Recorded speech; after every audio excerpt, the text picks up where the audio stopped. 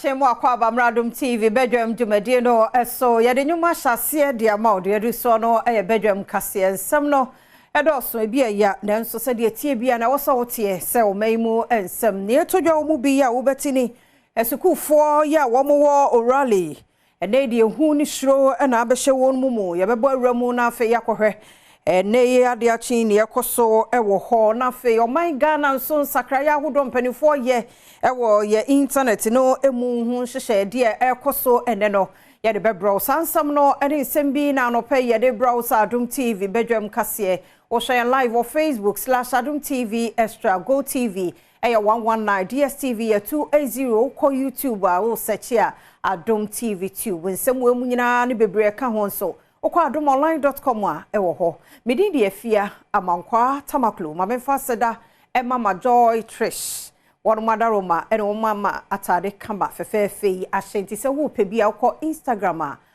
Joy Trish ubenya bi afia ne de mientie se den nsem ni chemu ankasa etie Arahosam nenrepie ye ewo Orally Senior High School.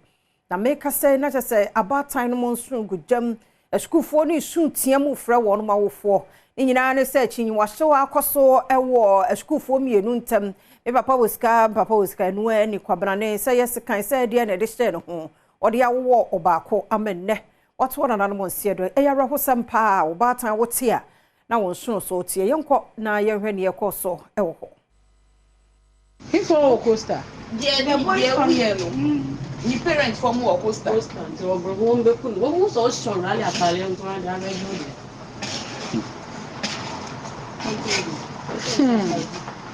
And so, oh yeah, then you feel okay? So, sound. How do you feel? I feel scared because if you're much children, no more primary. They have me, mom, and my parents, and my bush and friends. Inti anopano wo dwane ko hyen Na e wo school. And wachi kromafo bi omote ben sa school no enso ni Adom kase di sankomoy. Meti oyo mi sorry ko the police for ni town boys na.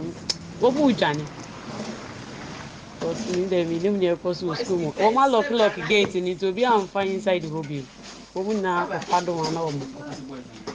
The boys in Angasa, we must be trouble first one, but me sure say we should squat already. I won't be proud.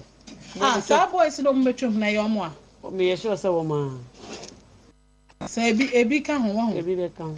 Boys na be trouble say see ya. When we change so we should squat already. We should our you say now. Now they all no school for no dey no mo say school for na your. Obi dey say as we mo pray we ni power ko. And the born yes we pray na wa wu. Me sure say be our frame because why not just. And then na ma wo kasa. So say ya wo mo cho oni kan hu bi. Kan hu bi. And I say police one so me confirm me say we na so tiase. Because na the family ba hanom no. Anu odi. Na boy ni family yes o mo fi. Na be a wo mo fi. Bayanto akase no so na make say o my Ghana ye kwayanim e wa be for kwanso nti ene dwumadi a e de Ghana Internet Governance Forum e be koso na wo ye internet mu adwuma no e betumi agira ne na so ye ne so mfaso nyina so ye betumi anya dwumadi be koso wo Ghana India Kofi Annan Center of Excellence in ICT.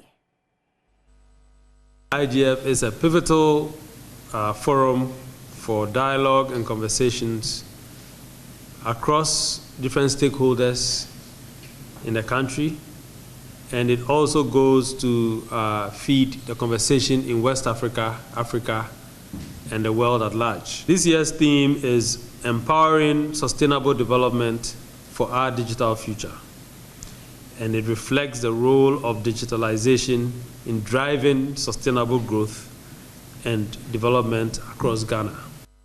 And which President Awoda iso Ghana no Francis Akwa Amenin echire mu se internet governance won chire wo be ya matem wadwuma eko no wo my Ghana mu no ebeboa pa matem wa asoye no etimi atse internet won hyehye ase na wo de edidwuma. Our court to be able to interpret issues regarding internet cybersecurity, data protection, digital rights, and online disputes. It is very pertinent that they are equipped with the requisite knowledge and tools to be able to interpret the law when it comes to our digital landscape. So this year we are taking a special turn to focus on our judiciary so that they will be able to make informed decisions when it comes to interpretation of the law. IGF. NDC Amanyoko running mate Professor Nana Jino Poku Adom and ne within the form and some pro so Western region.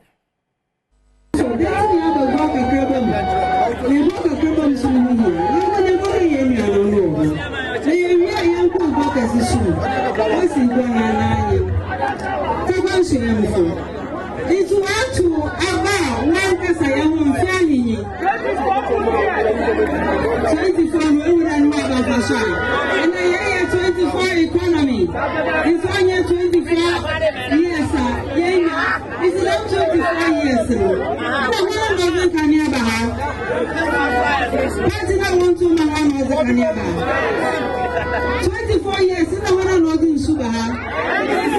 I want to 24 years, and I want to know this school. No one about to pray. 24 years, and I want to know this school. So I'm not to that. 24 years, and I want to know that I am sub. And you ain't there. We pass the iron and connect to me. Announce them. Adom TV Badwam kase na uguso hwe na hafo mantam ne moswa 4 year George ya bwache nene wakan sisudua sampa won atete samanyofo binumo famabunu hye won mafunu mumma sebeya won mo ebeye niema bi ensem fata ye bobo ye ho akwakoto abai Adom TV kase etwaso say bijai be information say amanfo start kutu kwofo ekodware wo munro na wo mekodware wo munro no nana Mubiabusa say, young politicians, no, Yamaka Huana, Yama and Kaho. That's our bank Kaho, dear. I don't know, do be back. Could join a dose of a Puntokwa. Security now, what I have first say. You are no, and an impending for, or my crowd. Well, baby, piano, yet found and chow. Yakupa Roma, she say, Yanya, soldier for Kakrasoha. Ombabua ama asumdue aba hafoa ya asumdue a yanya no from 2017 ebesi samre no na na momia mo ho bai mama ya tra ho abobi amfa ne kalusu emese ha life say Mampani abedi eche Dr. Mahmoud Baumia so edekokobon na MNDC parliamentarian ono wa wutu Senya West wontwene hu free hu eye drip na bande abano eni obi ade aban no adwene mopo ne susuye no mo ade aba se yemfa nkwa amensina hodo no mu na yenkwaye ya kwanti obi anhwe no ammo no ho safo hene se bia wonim hu bia na bibia te sade enti mama mpani abedi echire kasa no eni.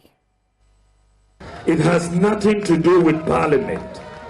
It has nothing to do with Parliament. We came up with the idea, we funded that. It didn't go to Parliament for any approval. So nobody should come and claim that they were responsible for all the equipment that we have sent to every district in this country.